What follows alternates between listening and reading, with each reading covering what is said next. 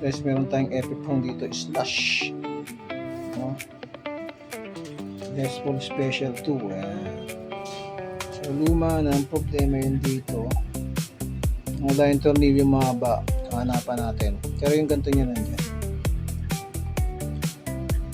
At syempre yung fret board, kitang kita nyo naman, matagal na ginagamit, mga kaskas pa, dent, tagal na siyang ginagamit, di pa napapaset up. So in the right time, yan, gandang kulay niya, yellow. At ayun pa isang problema,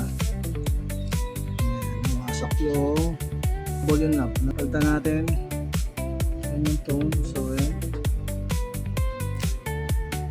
yan, gusto natin yan. Ayun mga Guitar Rangers, andito na yung Epiphone natin, yung Les Paul Special 2 slash. Ayan, na-setup na natin. No, ayan yung fret niya. Nakikita nyo. Ayan na rin yung board, malinis na malinis na.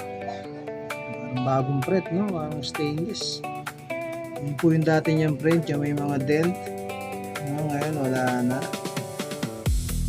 Wala na yung mga dent niya. Niya, no? At syempre, teka lang, lagyan ko na pala ng tornilyo to, hanapan natin ang kapareho. So ayun, shoot na shoot.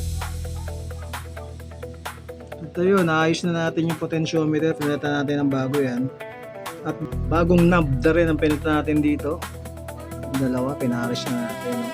So all goods na yan. Yan, naka-intonate, nakaayos na po yan mga boss. Kung yun na may-ari, yun yung fret nyo, grabe.